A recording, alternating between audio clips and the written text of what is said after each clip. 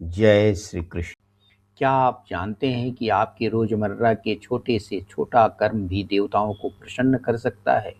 क्या यह संभव है कि प्रकृति आपको आपकी सेवा का फल कई गुना बढ़ाकर लौटाए? भगवत गीता का 3रा अध्याय श्लोक 11 में हमें यज्ञ और दान के उस शाश्वत नियम से परिचित कराता है, जहां मनुष्य और देवता एक दूसरे का पोषण करते हैं। हमारे कार्य न केवल हमें बल्कि पूरे ब्रह्मांड को प्रभावित करते हैं। आइए समझते हैं परस्परम भावयन्तः का गहरा अर्थ। बने रहिए और इस दिव्य लेन देन को विस्तार से समझिए।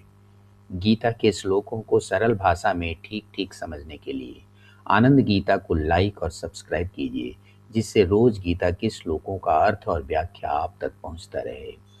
देवान भावयतानेन ते देवा भावयन्तु वः परस्परम भावयन्तः श्रेयः परमवाप्स्यथ।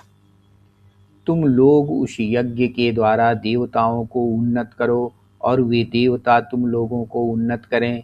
इस प्रकार निस्वार्थ भाव से एक दूसरे को उन्नत करते हुए तुम परम कल्याण को प्राप्त होगे।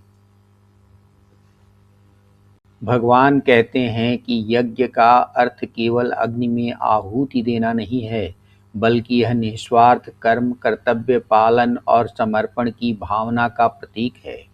प्रकृति की व्यवस्था को बनाए रखने वाले अदृश्य शक्तियों, देवताओं को अपने कर्मों द्वारा संतुष्ट करना, उनका सम्मान करना और उनके प्रति कृतज्ञता व्यक्त करना ही यज्ञ है। जब मनुष्य निष्ठा और निस्वार्थ भाव से अपने कर्तव्य रूपी यज्ञ करते हैं, तो देवता भी उनसे प्रसन्न होकर उन्हें सहयोग देते हैं। यह सहयोग वर्षा, फसल, स्वास्थ्य या अनुकूल परिस्थितियों के रूप में हो सकता है, जिससे मनुष्य की उन्नति होती है।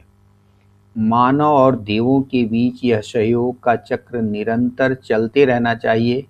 जब व्यक्ति और समाज दोनों निस्वार्थ भाव से अपने अपने कर्म करते हैं और एक दूसरे के प्रति कर्तव्य का पालन करते हैं, तभी उन्हें परम श्रेय अर्थात जीवन की उच्चतम भलाई या पूर्ण सुख और समृद्धि की प्राप्ति होती है।